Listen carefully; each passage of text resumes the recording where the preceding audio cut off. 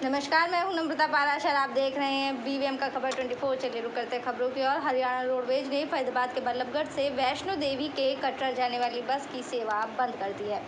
यात्रियों के न होने से ये बस की सेवा बंद कर दी गई। वहीं सुनील कुमार संस्थान प्रबंधक ने बताया कि हरियाणा रोडवेज बस कटरा जाने वाली सेवाएं यात्रियों के न होने से बंद कर दी गई है।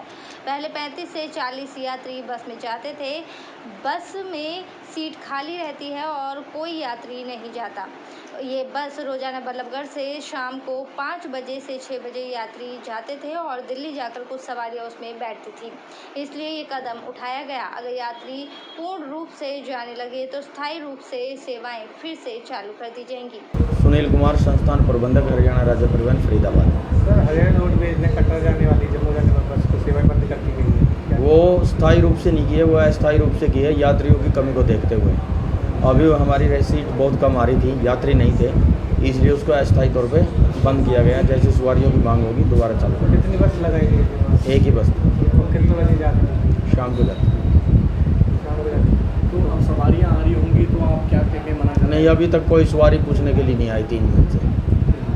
किसी सवारी ने पूछने के लिए नहीं आई। यहाँ से खाली जा रही थी 4-5 हफ्तों से, और दिल्ली जाके थोड़ी बहुत सवारी मिलती थी, इसलिए जब यहाँ से सवारी नहीं बन पाई तो हमने ये है कदम उठाना पड़ा। कितनी सवारियाँ यहाँ से जब ओवरलोड होकर चली गई? पहले 40-35 के करीब लगभग सवारी जाती थी, लेकिन अब खाली ही जा रही थी। तकरीबन 2-4, 5-6 सवारी जा रही थी। कब तक ये सेवाएँ चली थी?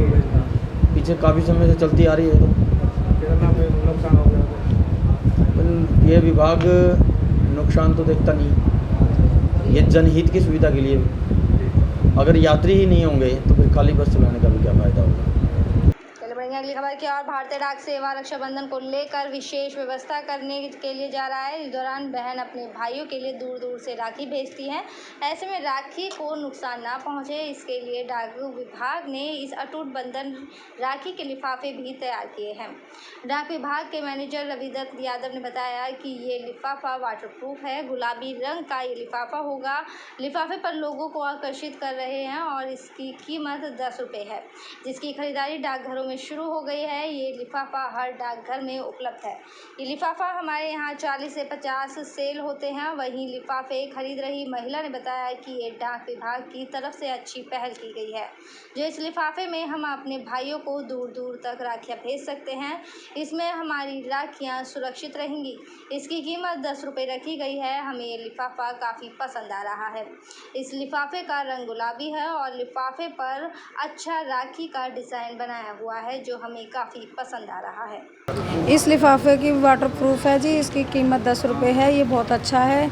इसमें हम दूर दूर राखियाँ भेज रहे हैं इसके अंदर, और इसका हाँ जी, इसकी में सेफ़ रहेगी और और बहुत दूर तक पहुंचा रहे हैं इसमें राखियाँ।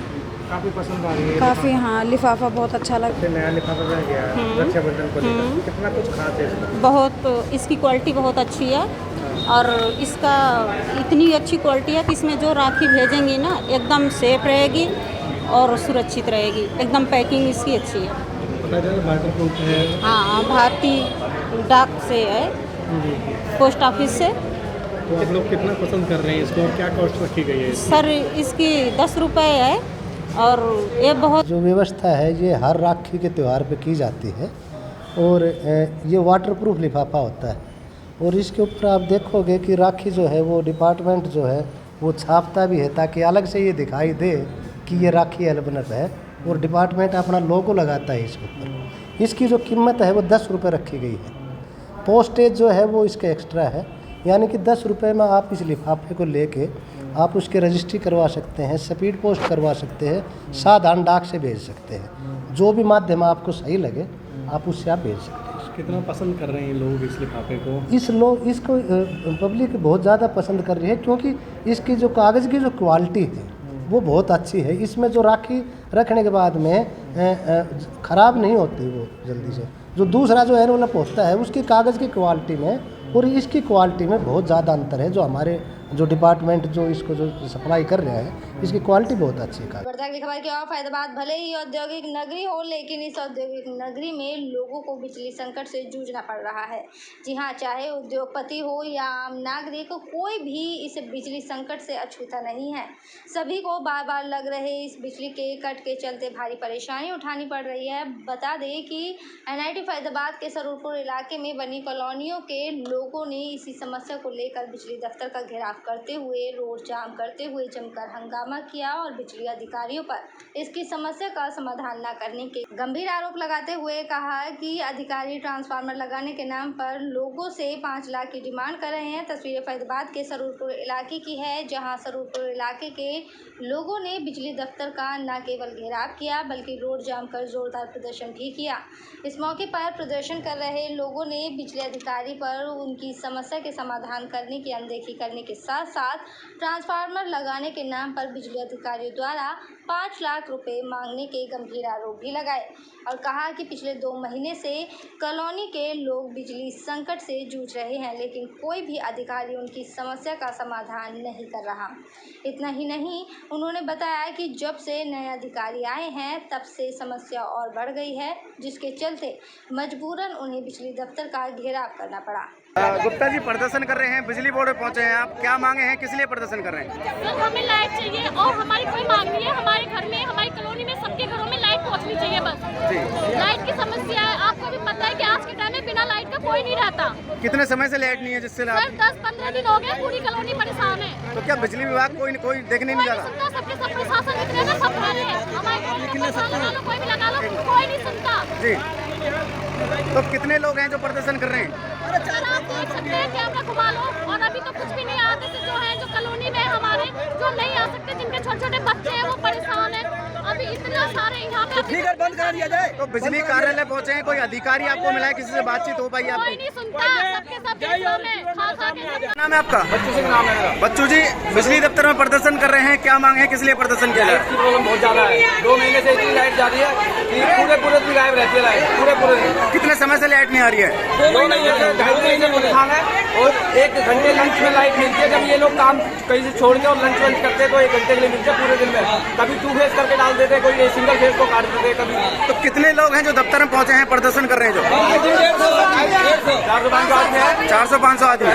अभी वो एसोसिएशन के बंदे भी आए हुए हैं, मतलब आने वाले हैं, मतलब उधर जो फैक्ट्रियां हैं उनसे, और हमारा तो ऑर्डर से काम भी चले गए बिल्कुल हाथ से। तो बिजली विभाग के कोई अधिकारी से किसी से बातचीत हो पाई है आपकी? नहीं हो पाई है, अधिकारी आए नहीं रहे, कल भी नहीं आए, कल भी आए समस्या आए नहीं रहे अधिकारी। कोई नहीं, कोई यहाँ का जो जेई है ना, वो फोन नहीं उठाता, कोई इन्फॉर्मेशन नहीं देता। ठीक है, मैंने पूरे पावर कट से ना जेई को व्हाट्सअप कर रखे हैं, 3 दिन में लगते हैं सारे, और वो अब उसने व्हाट्सअप देखना भी बंद कर दिया है। सारे कट से मैं अपने फॉरवर्ड करता हूँ इसको डेली की डेली कि इतने कट से लग रहे हैं, पावर कट की है। उसके बाद भी कोई अंजू प्रदर्शन कर रहे हैं, क्या मांगे हैं और कौन से काम से आप आई हैं? मैं आई हूँ श्यामनगर से। तो क्या दिक्कतें आ रही है वहाँ पे? दिक्कत आ रही है, 1 महीने से बिजली नहीं आ रही है, बच्चे परेशान हो रहे हैं। अब इनको आओ तो ये कह देता है कि हो जाएगा, भगा देता है, फिर कुछ करते नहीं है। बिजली नहीं मिल पा रही है आपको? नहीं मिल पा रही, बच्चे हमारे परेशान हो रहे हैं।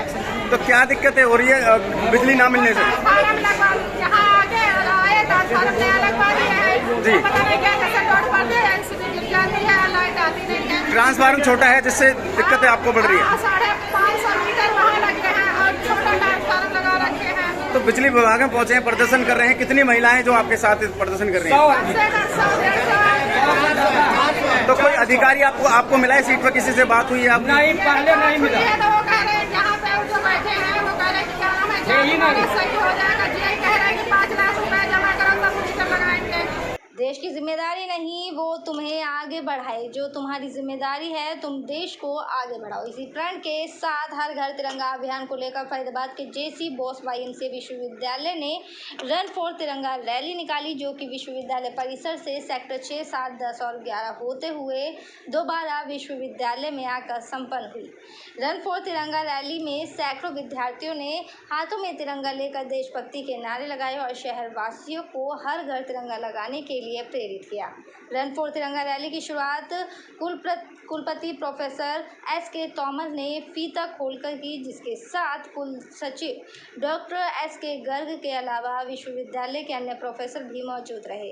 देश की आज़ादी के 75 साल का जश्न मना रहा है और जिसके तहत इस बार हर घर तिरंगा मुहिम शुरू की गई है, जिसमें फरीदाबाद के JC बोस YMCA विश्वविद्यालय ने अपनी जिम्मेदारी निभाते हुए हर घर तिरंगा अभियान के प्रचार के लिए श्रृंखलाबद्ध गतिविधियां भी शुरू की। तिरंगा रैली, ओपन माइक, देशभक्ति पिक्चर गैलरी, नुक्कड़ नाटक और आज रन फॉर तिरंगा रैली निकालकर इस श्रृंखला को संपन्न किया गया। रन फॉर तिरंगा रैली विश्वविद्यालय परिसर से शुरू होकर सेक्टर 6, 7, 10 और 11 होते हुए दोबारा विश्वविद्यालय में आकर संपन्न हुई हुए हैं। और हमने फरीदाबाद के अंदर हर गलियों के अंदर सबको ये बताया है कि हमने 13 अगस्त से 15 अगस्त के बीच में जो अपने घर पर तिरंगा लगाना है। अब कितनी एक अच्छी फीलिंग्स आती है जब मेरे यूनिवर्सिटी के सभी छात्र एक साथ इकट्ठे होकर भारत माता की जय, हर घर तिरंगा के नारे लगाते हैं। कितना अच्छा लगता है, एकदम रोंगटे खड़े करने वाली बात है। और मुझे काफ़ी अच्छा लग रहा है कि मैं इस यात्रा का एक पार्ट बना।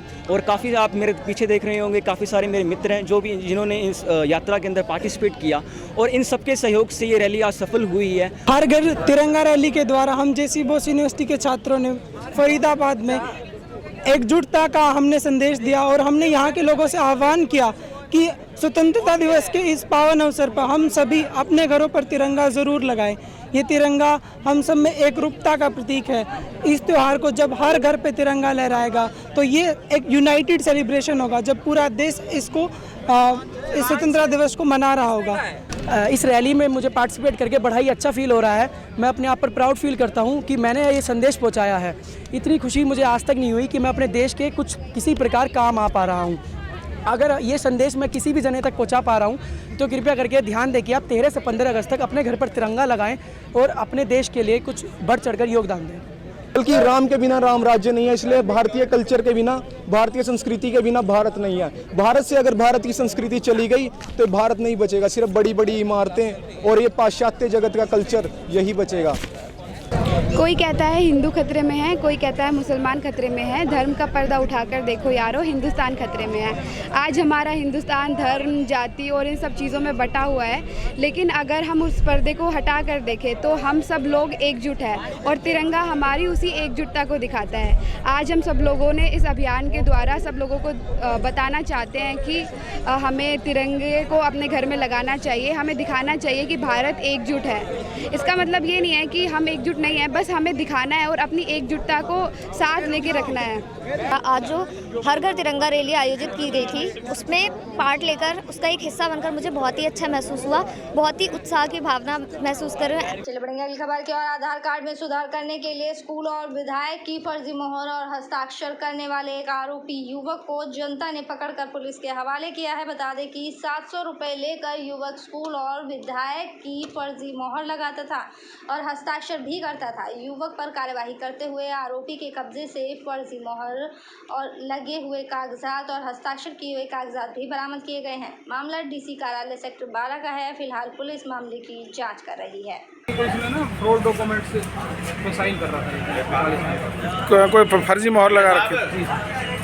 ठीक है, शिकायत दी है इन्होंने? आदमी है लोग, कंप्लेंटेंट साथ बुलाया। कितने आदमी बताए जा रहे हैं? फिलहाल तो भी एक ही। ठीक है भैया साहब। आपका विपिन गोयल। क्या करते हैं आप? ADI हूँ मैं नई सी में, टेक्निकल सपोर्ट देखते हैं। क्या हुआ है, कैसे पकड़ा है लड़का? जी जैसे इसमें ऊपर आधार के लिए आए थे कि हमारे आधार में जैसे बच्चों को करवाना है, अपडेशन करवाना है, तो ऐसे वो फोटो वगैरह लेके आए थे जो जिस पर फॉर्म लगी हुई थी। ये कह रहे थे पहले हमने प्रधान की मोहर लगवाई हुई थी, लेकिन वो नहीं मानी इन्होंने। फिर नीचे ही आधार सेंटर में किसी ने, आधार सेंटर के बाहर किसी ने स्कूल की मोहर लगा दी। तो यहाँ तो कोई नहीं लगाता मोहर। हम लोग इनके साथ नीचे देखना है, तो जैसे DIO साहब को देख के एक बंदा भागा और एक बंदे ने जिस बंदे की तरफ इन्होंने इशारा किया कि ये बंदा मोहर लगा रहा है, एक कागज़ फेंका। वो कागज़ देखा तो उसमें उसी स्कूल की मोहर लगी हुई थी। फिर इसने 5 मिनट बाद भागने की कोशिश की। जो एप्लीकेंट था और मैंने, दोनों ने पकड़ा इसे। भागते भागते इसे यहाँ लेके आए हम। उसके बाद एक पब्लिक में से किसी ने बताया कि इन्होंने एक कागज़ और फेंका है। उस कागज़ पे विधायक की मोहर लगी हुई थी। अब ये कह रहे हैं कि ये हमारे कागज़ नहीं है। जब 2 कागज़ हमें मिले, दोनों पे मोहर लगी हुई है और ये प्रतीत होता है कि ये जेन्युइन कागज़ नहीं है। मेरा नाम सुनील नागर नीमका से। अच्छा, किस लिए आए थे आप? मैं आधार बनवाना आया था बच्चे में। फिर इससे कैसे मुलाकात हुई तुम्हारी? इससे मुलाकात वो मैंने काउंटर पे दिए, काउंटर वाले ने इसको दे दिए और वो कहने लगा ये मोहर नहीं चलेगी तेरे प्रधान की, हम लगा के लाएंगे। ये गया दूसरा फार्म निकाले, 700 रुपये लिए इसने और फार्म में फोन मार के इन्हें दे दिया। कौन से? मुझे 3 घंटे हो गए, मगर थोड़ी देर कराना, थोड़ी देर करा, उसके बाद उसने फाड़ के फेंक दिया। अच्छा, किस चीज़ की मोहर लगाई इसने? स्कूल की लगाई थी। स्कूल की लगाई? कई मोहर है इनके पास और साइन भी खुद कर। विधायक की भी है? हाँ जी, 4-5 बंदे थे। अब और भाग गए क्या? हाँ भाग गए, मैंने पकड़ा था भाग के पकड़ा आपने? चलिए बढ़ेंगे अगली खबर की ओर। फैजाबाद सीएम फ्लाइंग की टीम ने बड़ी कार्रवाई करते हुए नवजात शिशु की खरीद फरोख्त करने वाले गिरोह का पर्दाफाश किया है। दरअसल आपको बता दें कि इस लाइन की टीम को पिछले दिनों से शिकायत मिल रही थी कि एक गिरोह शहर में सक्रिय है जो नवजात शिशुओं की खरीद फरोख्त करता है। कार्रवाई करते हुए टीम गठित की गई और खरीद फरोख्त करने वाले महिला और पुरुष एक साथ दोनों को रंगे हाथों गिरफ्तार किया गया।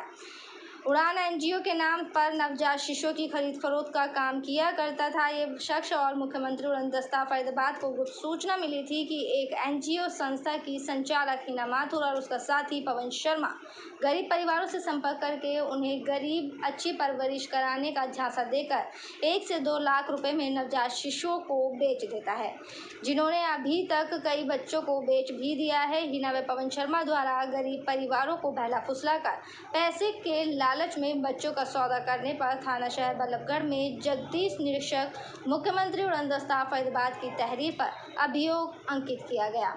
वहीं इस सारे मामले पर पीड़ित के पति की माने तो गरीबी के चलते उन्होंने अपनी लड़की की अच्छी परवरिश हो इसके लिए पवन नाम के व्यक्ति को उसे दे दिया था। उसके पास और भी 2 लड़कियां हैं जिनकी परवरिश करना मुश्किल हो रहा है, परंतु वहीं पवन ने हिना नाम की महिला के साथ मिलकर उनके 15 दिन की नवजात शिशु को 1 लाख में किसी और को बेचने की तैयारी कर ली है। कल सीएम फ्लाइंग फरीदाबाद को एक सूचना मिली कि कोई महिला है, एक पुरुष हैं, वो बच्चा जो है अडॉप्ट करवाने की बजाय बेच रहे हैं। तो इस पर हमने अपना एक डमी पेरेंट्स तैयार करके हमारी सीएम फ्लाइंग की टीम से और वहाँ पे भेजा उनको उस बच्चे को ख़रीदने के लिए। और फ़ोन पे बात हुई तो उन्होंने 1 लाख रुपए में सौदा तय कर लिया और बाद में बल्लभगढ़ सेक्टर 2 में वो बच्चा उन्होंने शाम के टाइम उनको दे दिया, जिस पे वो दोनों पकड़ लिए गए और ड्यूटी मजिस्ट्रेट क्योंकि डीसी साहब की तरफ से तैनात था तो उसमें फिर एफआईआर दर्ज कर ली गई है। दोनों अरेस्ट हो गए हैं और बच्चे सर 2 लोगों को गिरफ्तार किया है, क्या कुछ मामला है इन लोगों का? कल शाम को मुख्यमंत्री उड़नदस्ता फरीदाबाद हरियाणा द्वारा एक 15 दिन की छोटी बेबी, छोटी बच्ची का सौदा होने की सूचना मिली थी, जिसकी खरीद फरोख्त की जा रही थी। तो उन्होंने डीसी साहब से ड्यूटी मजिस्ट्रेट नियुक्त कराने के बाद उनसे सौदा किया। सौदा सबसे पहले वो सर्वोदय हॉस्पिटल में बैठ कर के उनकी मीटिंग हुई, उसके बाद 2 सेक्टर पार्क में उनका सौदा हुआ 1 लाख रुपए में। तो ड्यूटी मजिस्ट्रेट की नेतृत्व में टीम ने छोटी बेबी जो 15 दिन की है और जो 1 लाख रुपए का सौदा हुआ था उस समय एक महिला नागेंद्र उपाध्याय जी। नागेंद्र, क्या मामला है? बच्चे का मामला सामने आ रहा है, क्या कुछ मामला है? बच्चे का मामला जी हमारे 15-20 दिन की छोरी है, नन्ही से जान। हमारी धर्मपत्नी का नाम है वंदना उपाध्याय। 2 बच्चे हैं हमारे, तीसरा बच्चा वो है जिसने हमने दिया था, ना उससे कोई 1 रुपये लिया, ना कुछ कोई बात हुई हमसे। वो दिया आपने उस बच्चे को? हमारे घर वाले ने दिया हमसे, दोनों रजामंदी के साथ दिया उन्हें हमें। किस वजह से दिया? तो देखो भाई साहब, हम हैं गरीब आदमी, तो कह रहे थे हमारे 19 वार्ड में 3-4 मकान है, हमारी फैक्ट्री है, वहाँ से इनके बढ़िया परवरिश हो जाएगी, पालन पोषण के लिए दिया आपने। हाँ ठीक है, उसके बाद क्या हुआ? तो उनने वो भाई साहब हमसे लेके गए, वो कह रहे थे कि हमारे पत्नी के 18-19 साल से बच्चा नहीं हो रहा है, तो आप दे दो। भाई साहब का बहुत एहसान होगा, 10-12 दिन से हमारे घर पे आ रहे थे, हमारे हाथ पाँव जोड़ रहे थे, ये बात थी। मेरे साथ खबरों में फिलहाल इतना ही। आप बने रहे BBM के खबर 24 के साथ। फिलहाल मुझे दीजिए इजाज़त। नमस्कार।